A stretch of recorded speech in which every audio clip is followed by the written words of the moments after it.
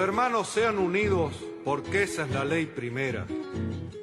Tengan unión verdadera en cualquier tiempo que sea, porque si entre ellos pelean, los devoran los de afuera. 90 buques mercantes, 20 de guerra, 20 de guerra.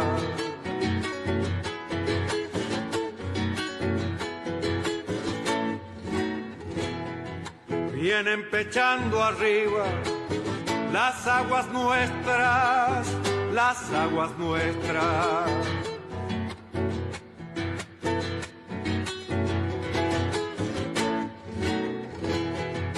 Veinte de guerra vienen con sus banderas, con sus banderas.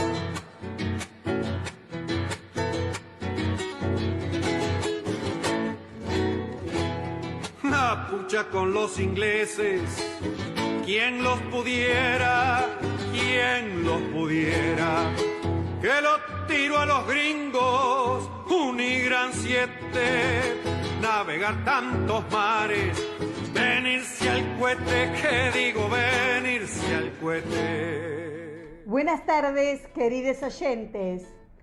Con los acordes y el canto del triunfo, La Vuelta de Obligado, de Miguel Brasco y Alberto Merlo, interpretado por este último, hoy 11 de marzo, damos comienzo al programa 214 de Obligados a Volver. Programa que se transmite todos los jueves a las 17 horas por radiocaput.com y los sábados a las 18 horas por nuestra página en Facebook, Obligados a Volver, programa radial.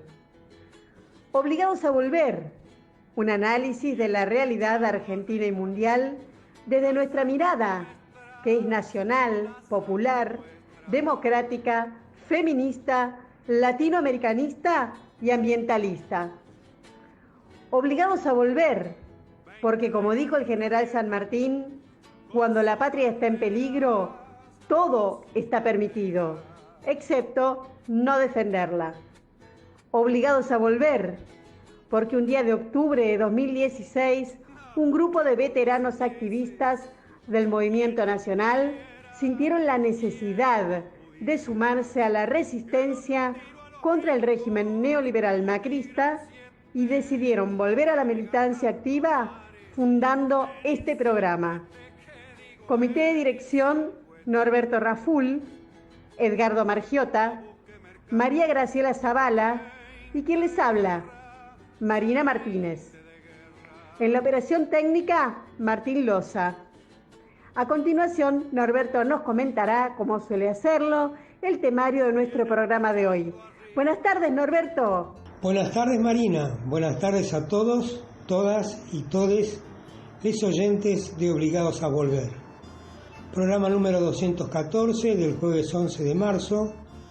Como hemos dicho ya en muchas oportunidades, este programa va grabado con 48 horas de anticipación, lo cual implica que de pronto algunas noticias no hayan podido entrar, u otros temas que no hemos podido desarrollar con el tiempo suficiente, con lo cual los postergamos para su comentario para el día sábado. Tal es el caso de lo acontecido el 8 de marzo, el Día Internacional de la Mujer, que tuvo una conmemoración en la Argentina y en el mundo muy importante y que vamos a desarrollar el sábado.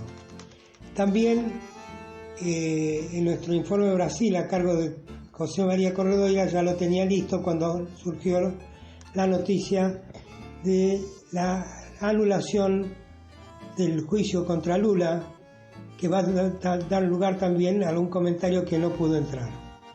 Dicho de esto, vamos a comentar entonces que nuestro temario se divide en dos grandes bloques. El primer bloque arranca con las efemérides históricas que prepara Edgardo Margiota, luego vienen las operetas, que es un repaso a los comentarios políticos de la prensa hegemónica, con un cierre al domingo 7 de marzo, y es preparado por Comuna, Comunicadores de la Argentina.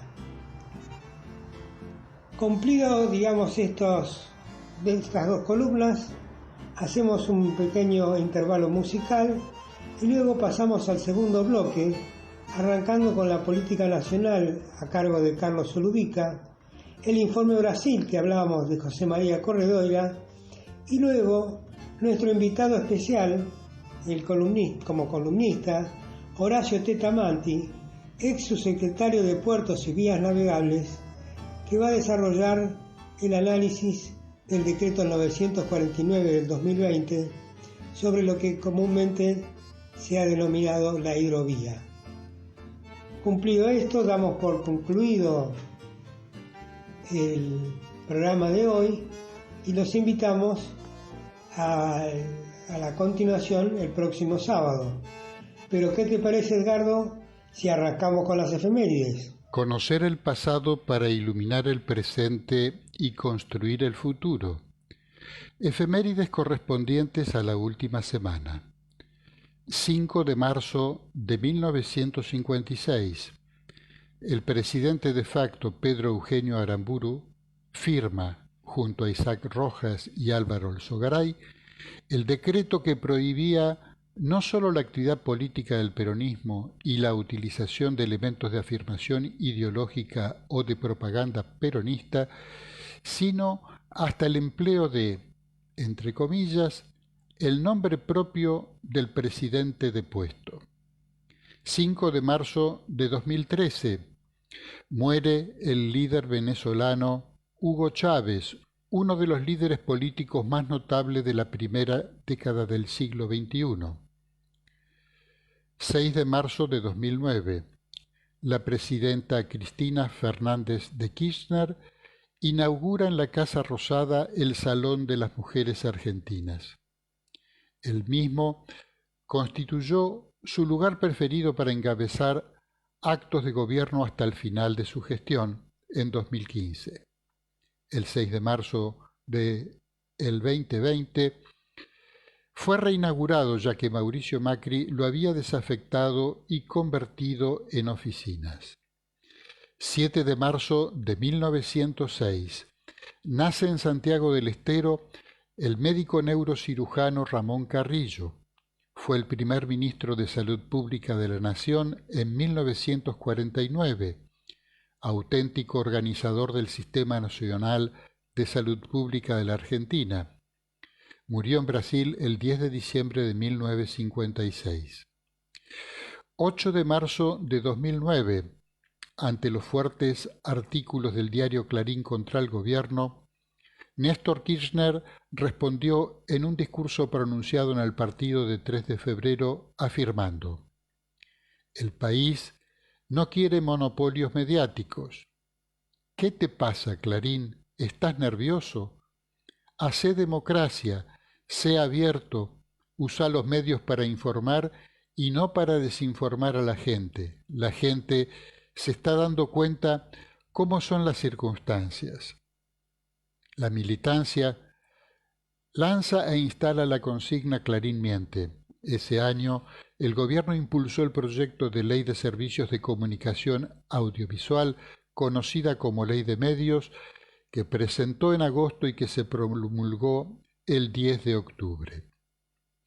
11 de marzo de 1949 se sanciona la nueva Constitución, que será proclamada el 16 de marzo. En la misma se incorporan a la parte dogmática los derechos del trabajador, de la familia, de la ancianidad y de la educación y la cultura. También se amplían los derechos políticos, estableciendo el voto directo del pueblo en la elección del presidente y vice, derecho de especial significación para los ciudadanos que habitaban en los territorios nacionales, que durante casi 100 años no habían podido ni siquiera elegir electores para el colegio electoral. 11 de marzo de 1973, amplia victoria peronista en los comicios presidenciales con la fórmula Héctor Cámpora, Vicente Solano Lima, del Frente Justicialista de Liberación, Frejuli. Continuando ahora con nuestro programa, Vamos a escuchar un repaso a los comentarios políticos de la prensa hegemónica. Las operetas al 7 de marzo que prepara Comuna, Comunicadores de la Argentina. El poder mediático se concentra en el presidente. Un coro sinfónico perfectamente afinado presentan los medios opositores más poderosos para socavar la figura del presidente Alberto Fernández. Sus definiciones e iniciativas ante la descomposición del Poder Judicial, que se remontan a la campaña de 2019, son presentadas como una mera mimetización con Cristina Kirchner. La andanada comprende la defensa del endeudamiento contraído por Mauricio Macri. El despliegue ininterrumpido que se puso en marcha antes del discurso del lunes primero ante la Asamblea Legislativa pone fin, al menos temporalmente, a la teoría del poder bifronte, agitada hasta el hastío desde la conformación misma del Frente de Todos como latiguillo que les permitía proyectar, alentar y paladear su destrucción. La línea editorial con la cual iba a ser tratado el discurso ante la Asamblea quedó en evidencia antes de que el presidente dijera una sola palabra.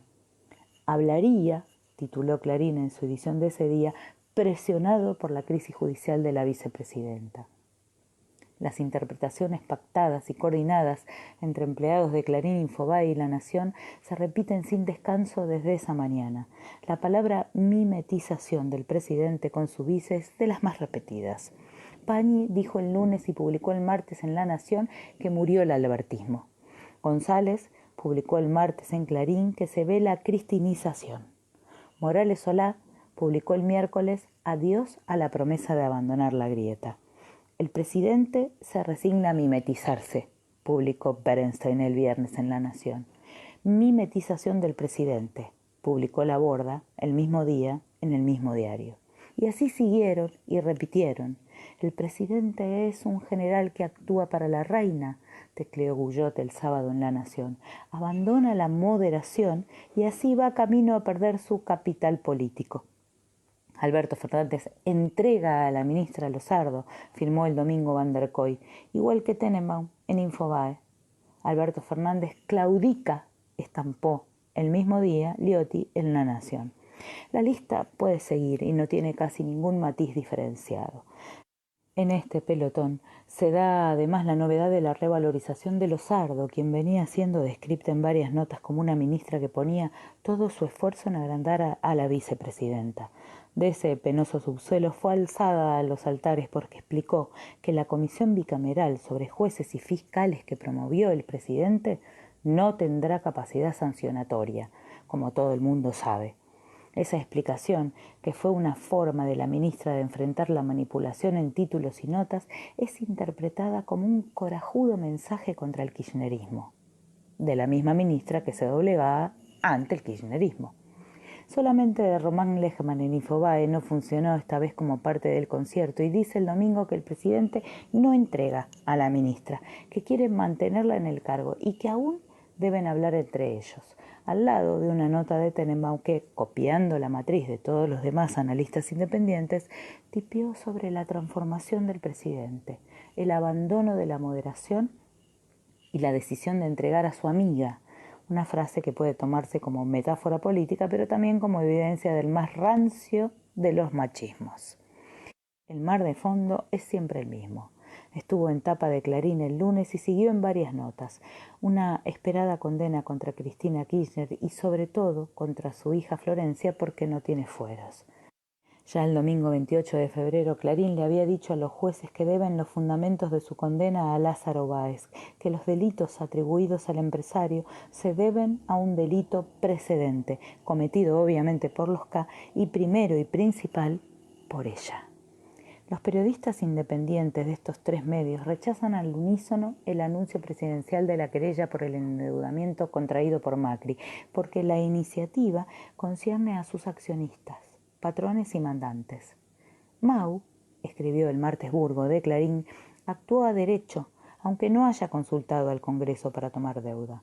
Así, la denuncia del presidente es un jueguito para la tribuna, acompañó el editor Roa. Infobae le encargó desarrollar esta línea argumental a Karen Gieser. El FMI dijo ya dio explicaciones. Basta. y el buen Mauricio usó esos dinerillos para pagar deuda. Lo de la fuga de divisas a favor de socios, amigos y cómplices de la carroña financiera mundial es pura invención. Burgo insistió el sábado. El riesgo país subió por culpa del presidente. Coronó Van der Kooi el domingo diciendo que la acusación pone en riesgo el acuerdo con el FMI y la línea de fondo, en los tonos de una gacetilla corporativa. Si es que hay fuga de capitales en la Argentina, es culpa exclusiva de la clase dirigente, que no genera políticas confiables. La querella es, en suma, una incongruencia. Esta gente no es tímida y da vueltas en el aire con singular destreza. Todas y todos condenan la represión de la policía de Formosa, en comunión con los exponentes de Cambiemos, con quienes siempre defendieron, codo a codo, cada uno de los actos de violencia de la metropolitana. Encubrieron el asesinato de Rafael Nahuel en Bariloche, la operación ilegal que causó la muerte de Santiago Maldonado y un sinfín de actos de violencia republicana.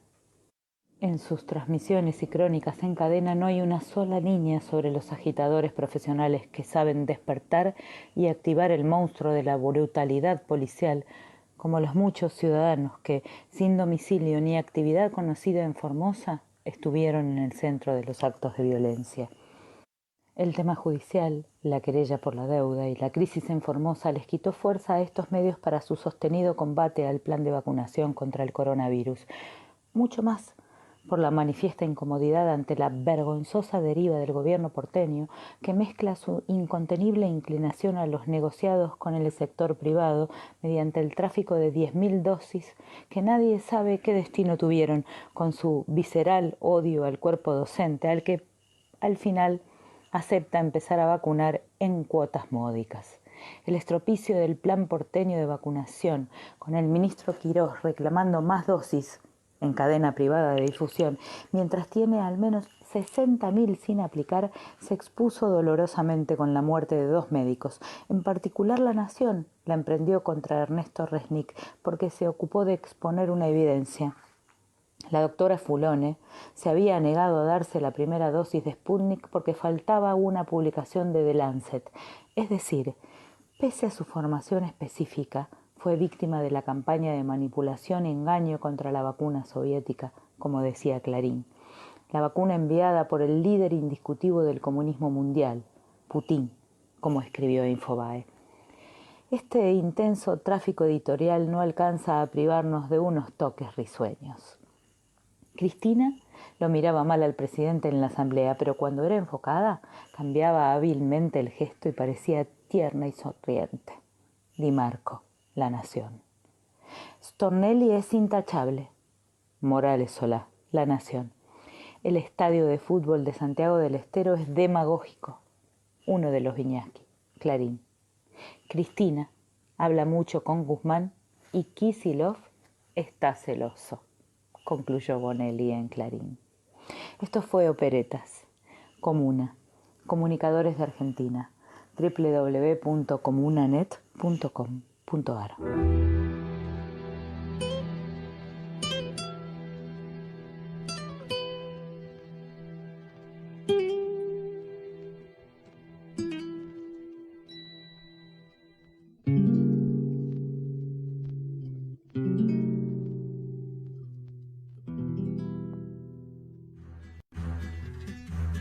Ya no saben cómo hacer quilombo, ya no saben cómo complicar.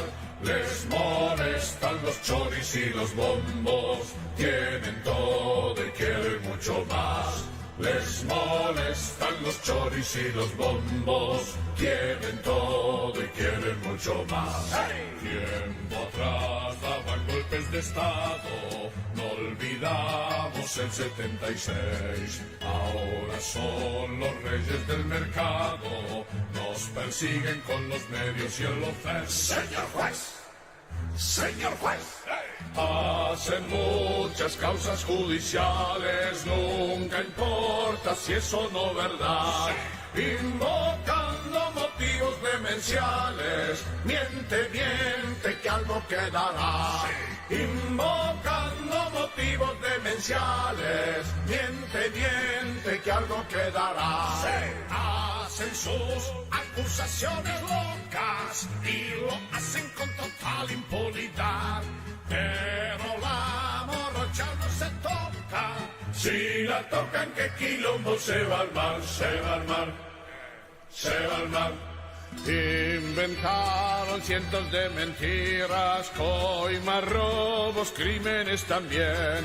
Hace mucho la tienen en la mira, la persiguen por lo que hace bien. Sí, se aprovechan porque tienen el poder. Sí. Ellos son los que están fuera de la ley, señor juez.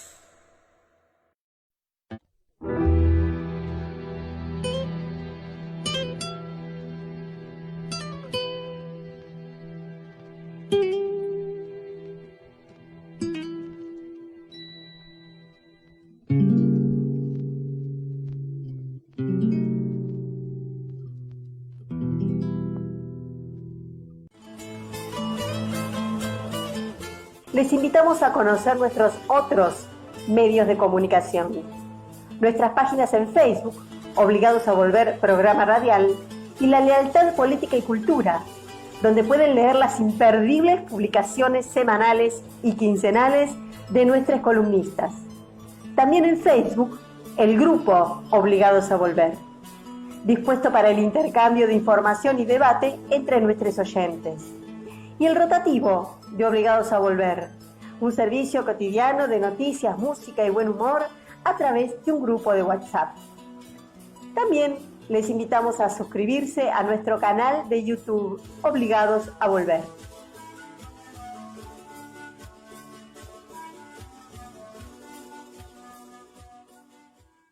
Obligados a Volver se solidariza con Milagro Sala, injustamente detenida desde enero de 2016, y con todos los demás detenidos y perseguidos por el régimen macrista y sus cómplices del sistema judicial, por la pronta liberación de los presos políticos.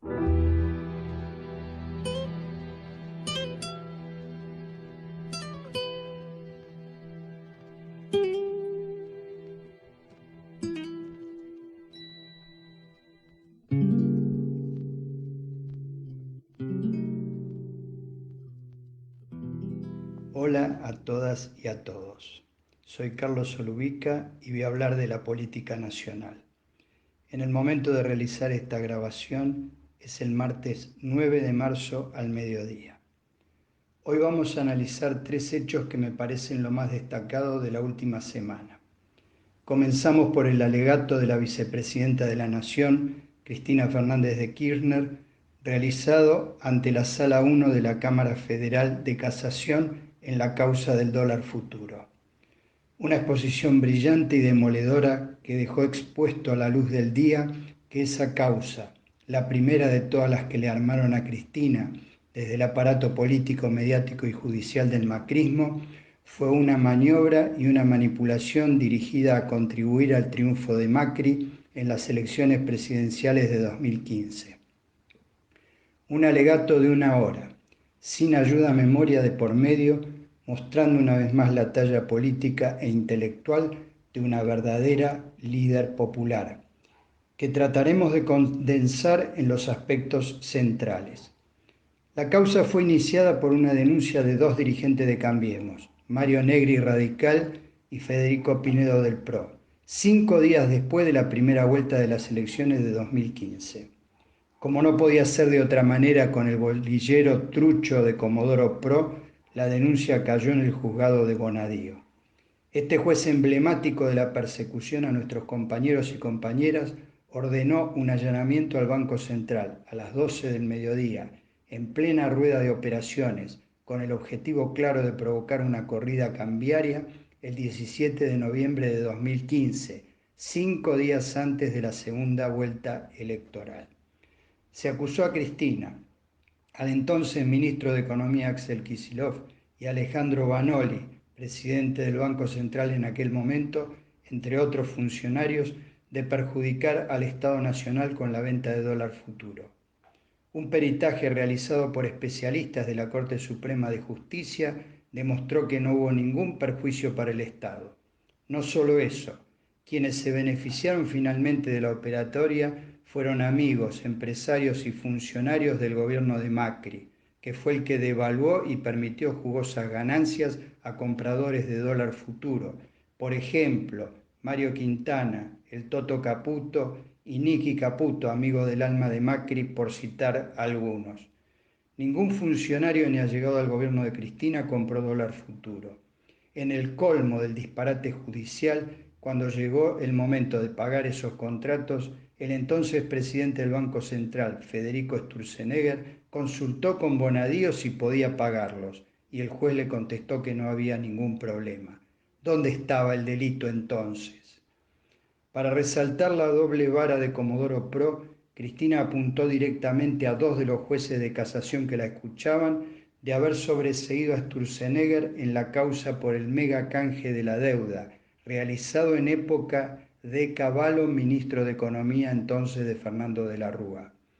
Fue el momento que eligió la vicepresidenta para denunciar la corruptela dentro del Poder Judicial.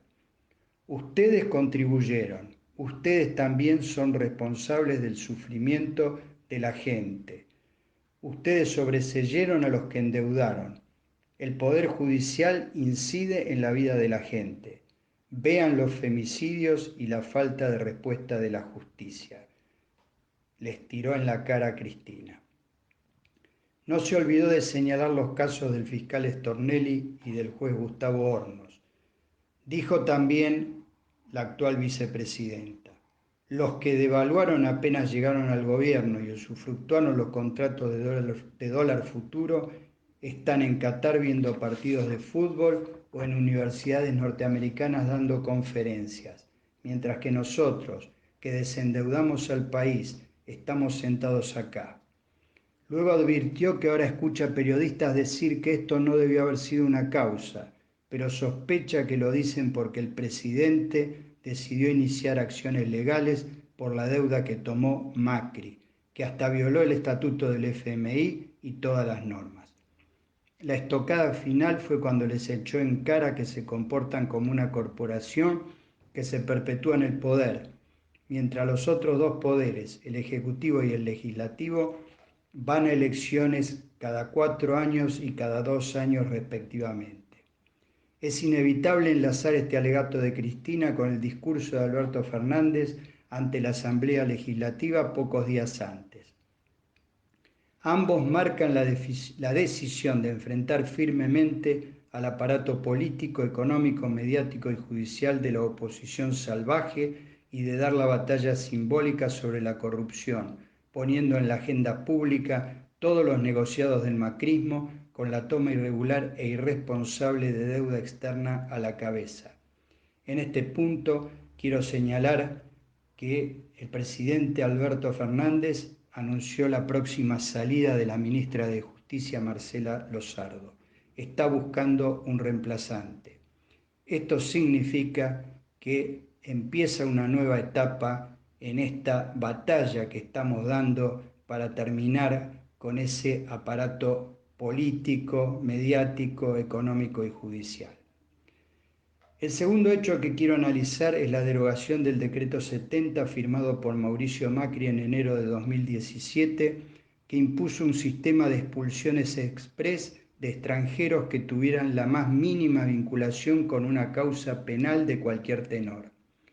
Un decreto cuestionado por Naciones Unidas y por la Comisión Interamericana de Derechos Humanos y declarado inconstitucional por la Cámara Federal en lo contencioso administrativo. Ante su derogación salieron en coro distintos dirigentes de Juntos por el Cambio de todos los sectores internos.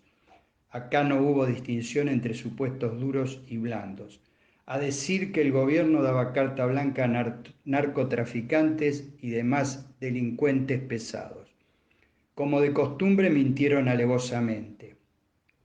La Ley Nacional de Migraciones, vigente desde 2003, es decir, sancionada durante el gobierno de Néstor Kirchner, establece claramente que no podrán ingresar al país quienes hayan sido condenados o estén cumpliendo condena en la Argentina, en el exterior o tengan antecedentes por tráfico de armas, de personas, de estupefacientes o por lavado de dinero o inversiones en actividades ilícitas.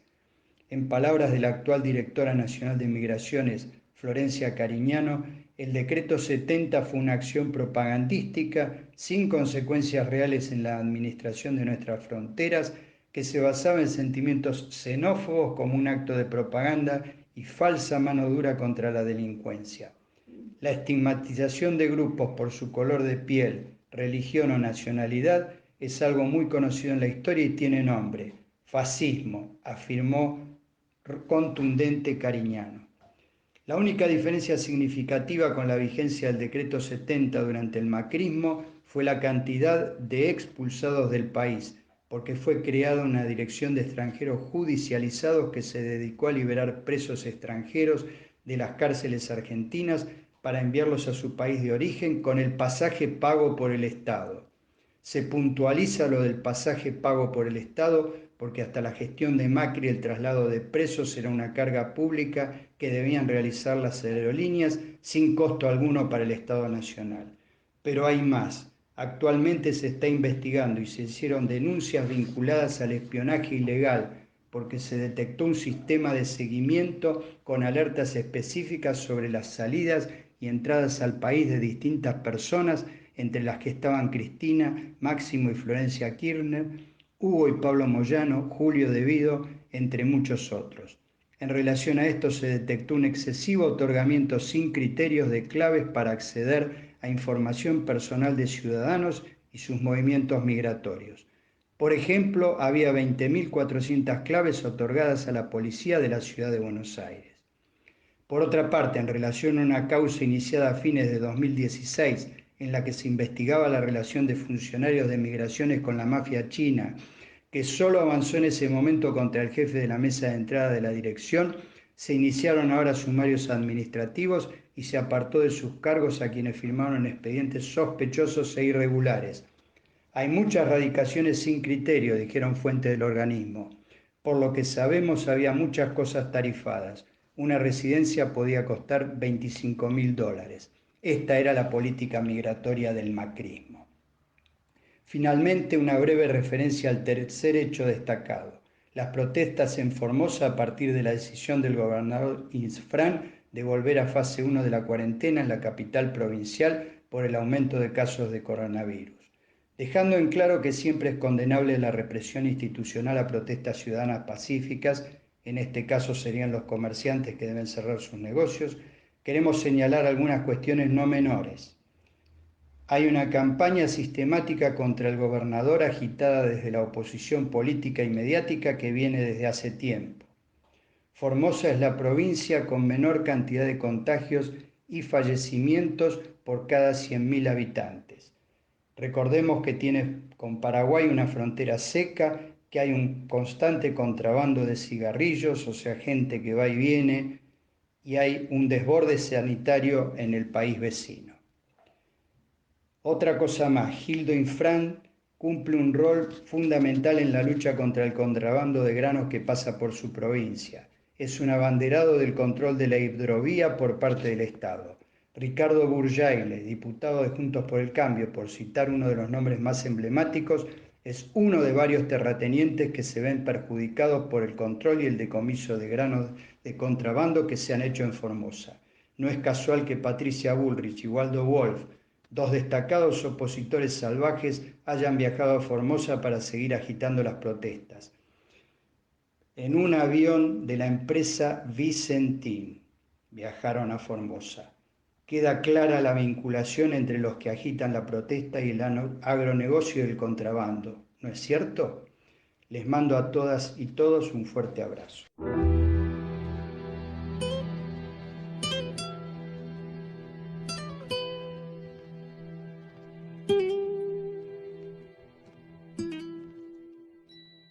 Buenas tardes, compañeros de Obligados a Volver.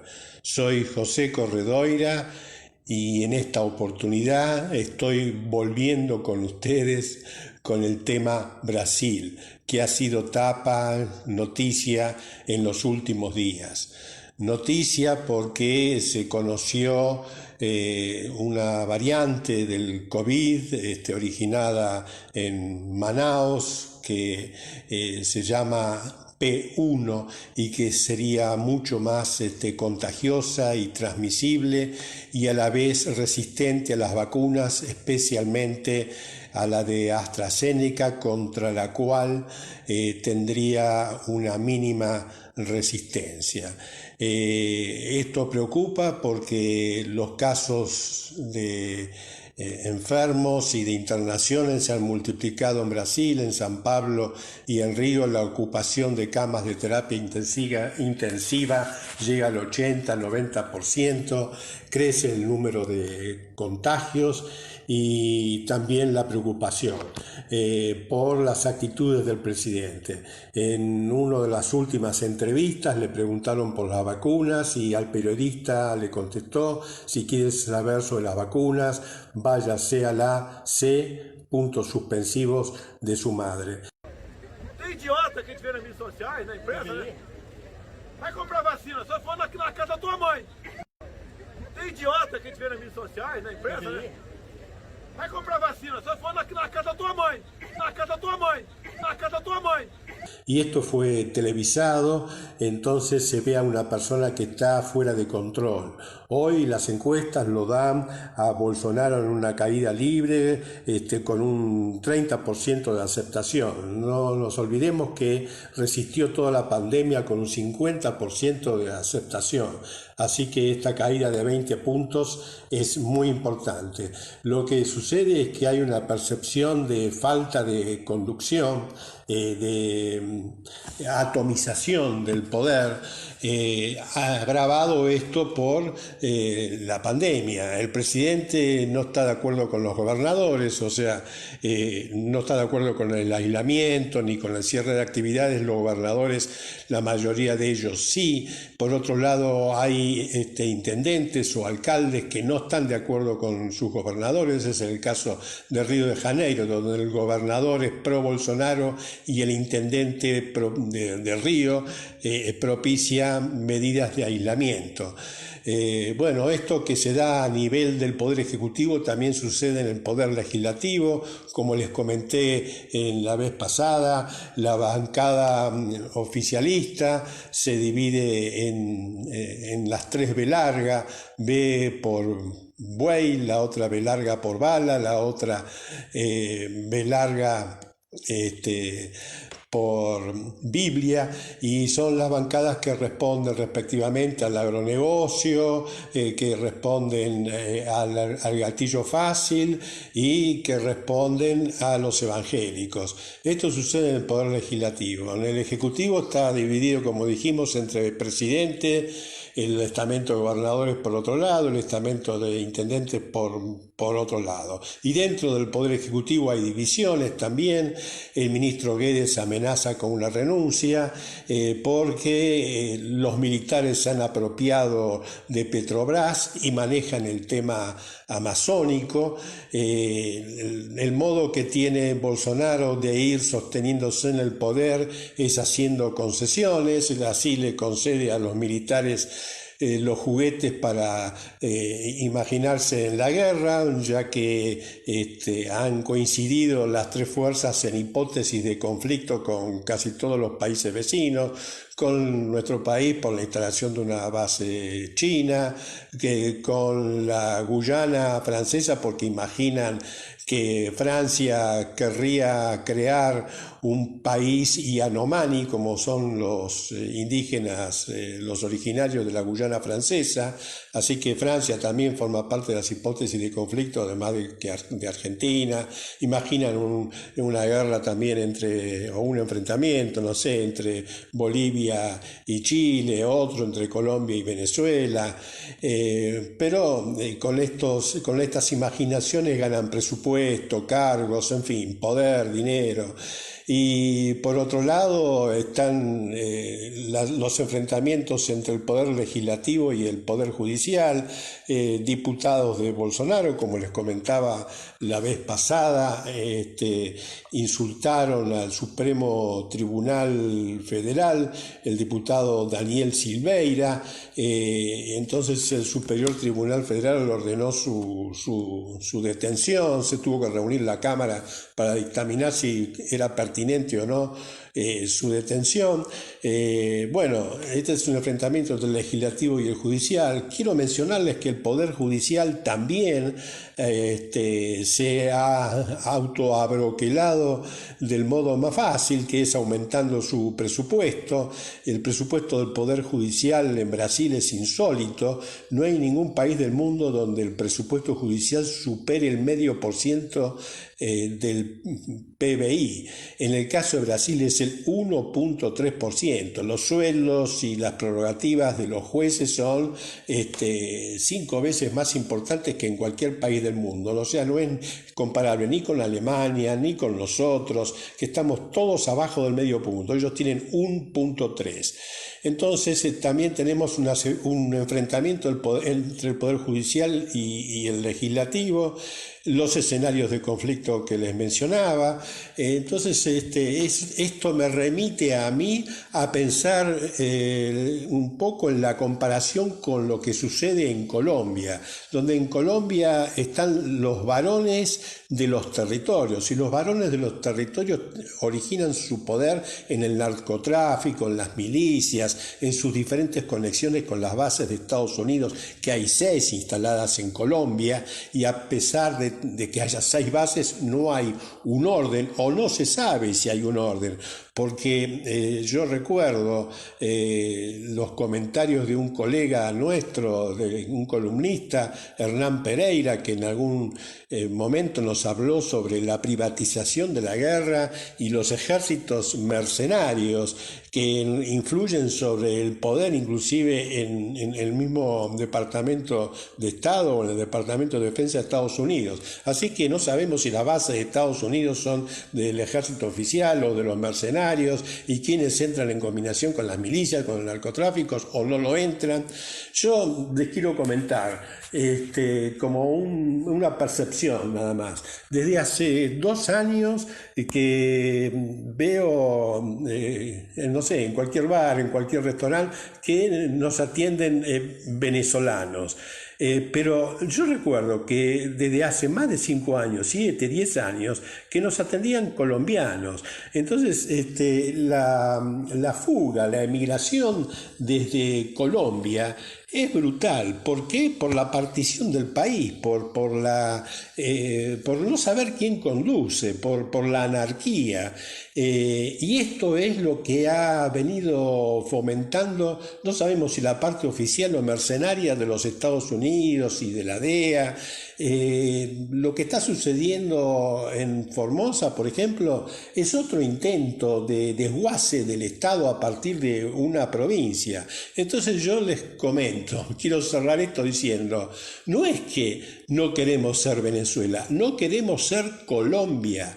O sea, nos quieren transformar a toda Latinoamérica en una Colombia, donde distintos varones se hagan cargo, dominen territorios o empresas.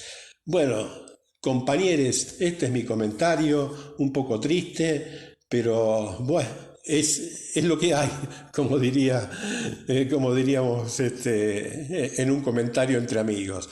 Gracias y hasta la próxima.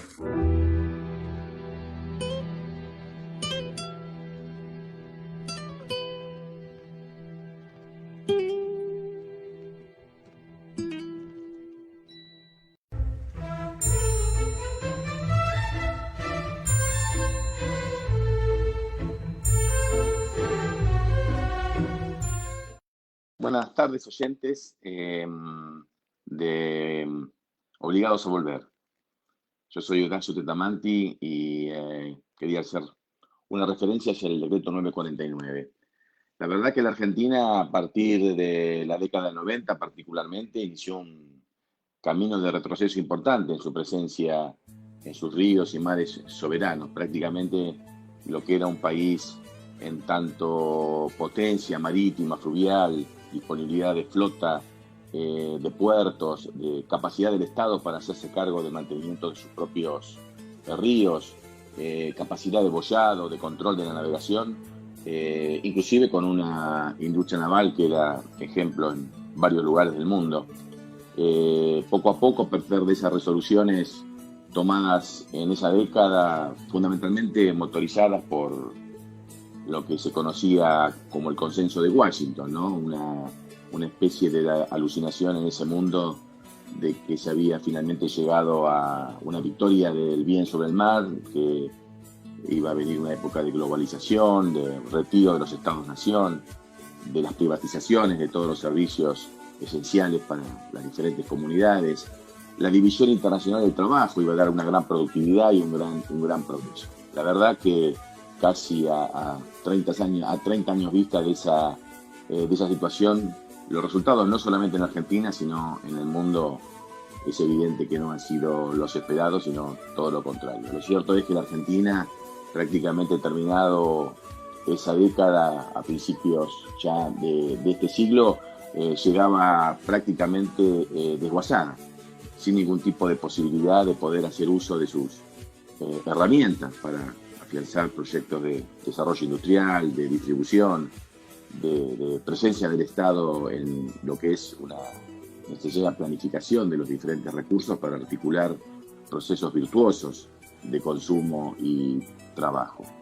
A partir de ahí, salvo algunas excepciones, en los periodos de Cristina y Néstor Kirchner con su decreto ley 1010, que intentaba poner en marcha nuevamente un cambio de paradigma respecto de lo que es la recuperación de una flota bandera propia, las resoluciones de Cristina, la 1108, que entendía la vuelta del Estado Nacional en cuanto a la planificación de las cargas y de la protección de la actividad económica respecto a la agresión que se sufría sobre lo que significaban los puertos libres, las banderas de conveniencia o los paraísos fiscales. Prácticamente se siguió una misma línea y bueno, lamentablemente se llegó al gobierno de Mauricio Macri, ¿no? Donde se tomaron resoluciones donde nunca antes ningún gobierno se había animado a avanzar. Se autorizó el dragado de Canal Profundo de Montevideo, abandonando el canal Magdalena, que nos hubiera permitido interconectar logísticamente y soberanamente la Argentina fluvial con la marítima, hoy divorciadas. Esta decisión de Macri puso un punto de partida a unas enormes inversiones en el puerto. A partir de ahí se lo entroniza no solamente como la cabecera de toda la cuenca del Plata y la logística de toda la cuenca del Plata, sino también la base operativa de todo lo que es la pesca ilegal en el Atlántico Sur, inclusive la propia ocupación de Malvinas tiene un punto de anclaje muy fuerte, tanto en Punta Arenas como en Montevideo. Así llegamos a este gobierno con una esperanza renovada, ¿no? De poder volver a retomar las líneas políticas que se habían fijado en el segundo gobierno de Cristina, pero lamentablemente las señales no habían sido buenas. La primera definición que toma el ministro Meoni es renovar las concesiones del puerto de Buenos Aires a las multinacionales, que lo define como una especie de furgón de cola de Montevideo, anclada en la misma visión de la idea de que sea Montevideo el centro neurálgico logístico de la cuenca del Plata, y que la Argentina sea convertida en una especie de país mediterráneo, ¿no? Como una furgón de cola de países, de puertos extranjeros. Después viene el anuncio en Rosario, donde se establece una definición de la idea de que la creación de una empresa estatal, digamos, a los efectos de retomar lo que nunca debió haber sido entregado, ¿no? Que es la presencia del Estado en los propios ríos. Ningún puerto, ningún país del mundo entrega los puertos y vías navegables al extranjero. Desde la visión de los Estados Unidos, que no solamente no lo entregan ni siquiera a propias empresas, sino que es el propio ejército de los Estados Unidos quien draga los ríos emblemáticos como el Missouri y el Mississippi, que lo hacen el cuerpo de ingenieros del ejército. No están dispuestos a entregar el control y el manejo de los ríos ni siquiera a la actividad privada, inclusive propia de los Estados Unidos.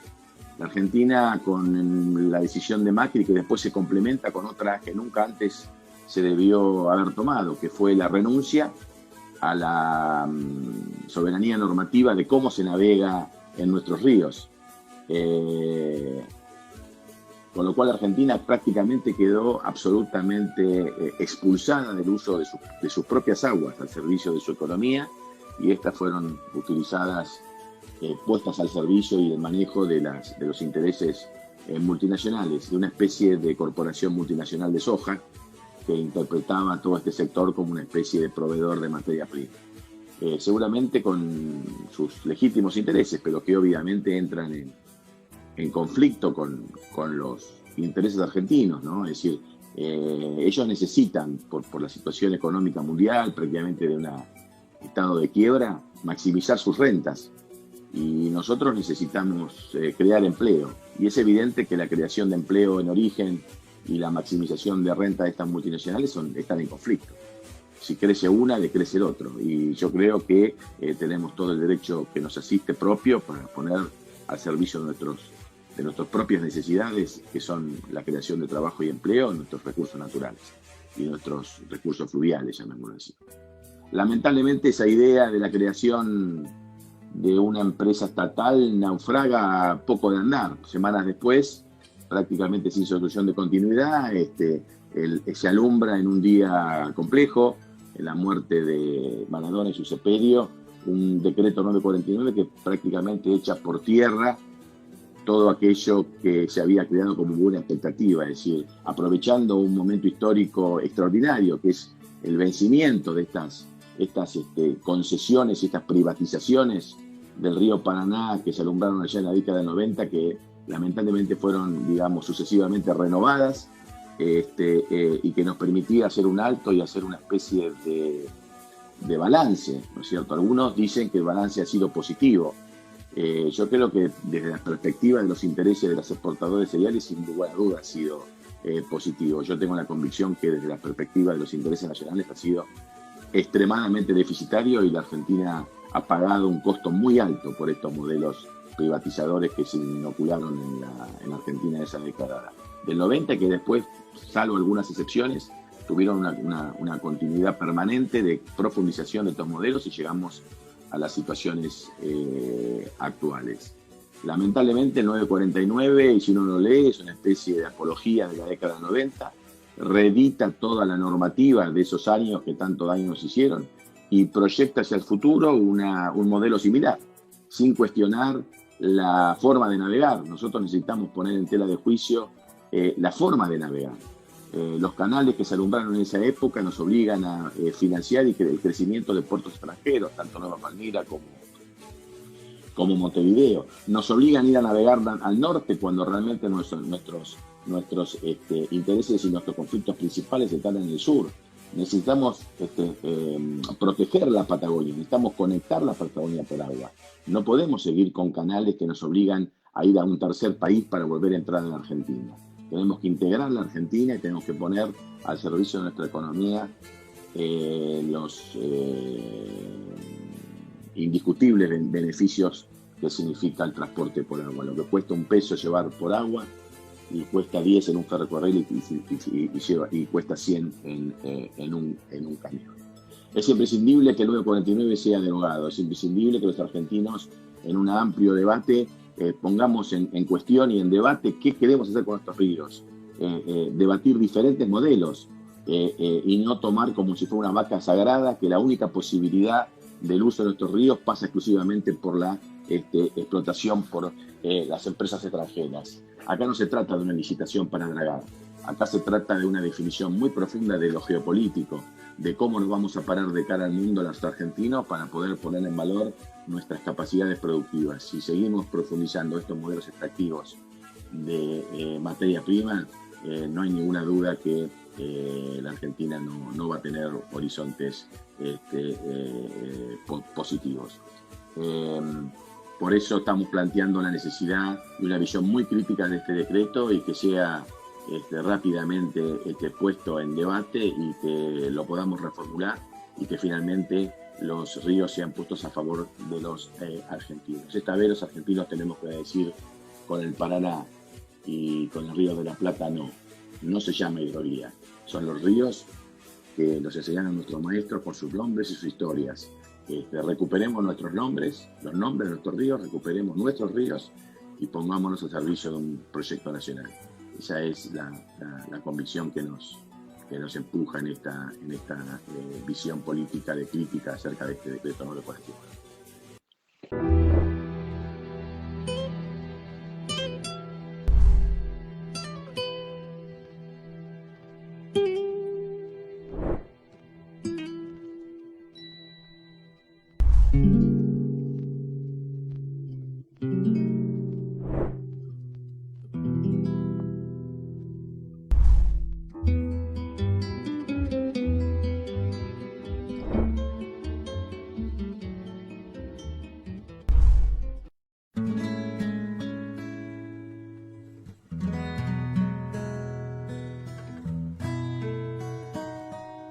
Conectados a la Matrix del odio, recargados para la destrucción, entrenados desde un cruel monopolio que envenena la comunicación, reafirmando con sus bolsas mortuorias que prefieren que gobierne el terror,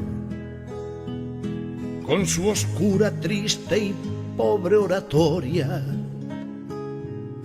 La violencia nunca tiene razón, con sus gritos de banderas vacías, sus insultos sin el clonazepam.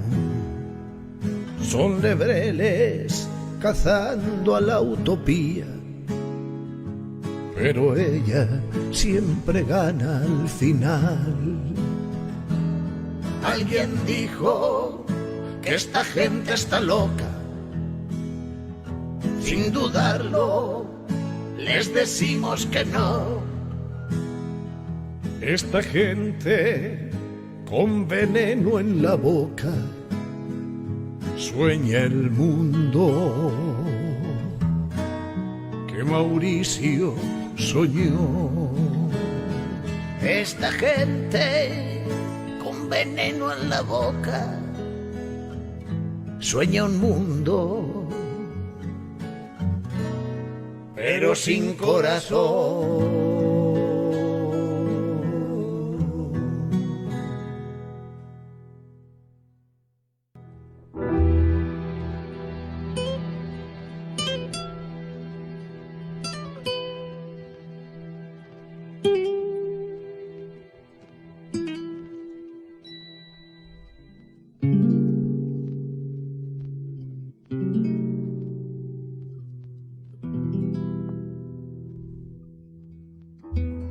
Se nos está terminando el programa.